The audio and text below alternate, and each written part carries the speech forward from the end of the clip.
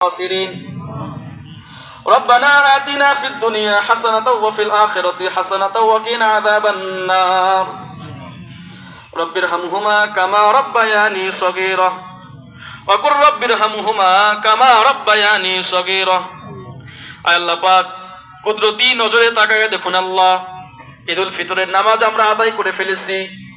আল্লাহ পাক জানি না আমাদের নামাজ কবুল হয়েছে কিনা। একটা মাস রমজান রাখার পরে, রোজা রাখার পরে আমরা এখন পর্যন্ত জানি না আমাদের রোজাগুলো কবুল হয়েছে কিনা। আপনার হাবিব তো বলেছে, যে ব্যক্তি রমজান মাস পেল কিন্তু নিজের গুনাহগুলো ক্ষমা করতে পারলো না, ওই ব্যক্তির চেয়ে হতভাগা আর কেউ নাই।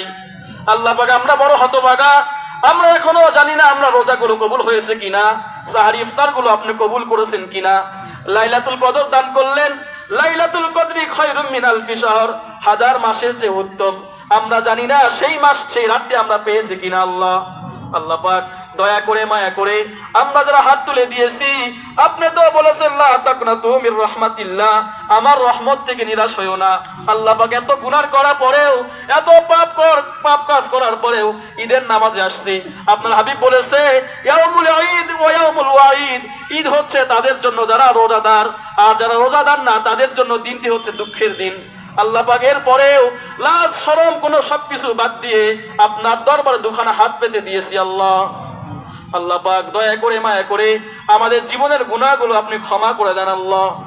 আল্লাহ পাক সবার দরবারে গেলে ফিরে আসতে পারে, ঘুরে আসতে পারে, কিন্তু আপনি তো এমন একটা দরবার, আপনার দরবার ছাড়া কারো কাছে আমরা হাত তোলার মতো সামর্থ্য নাই।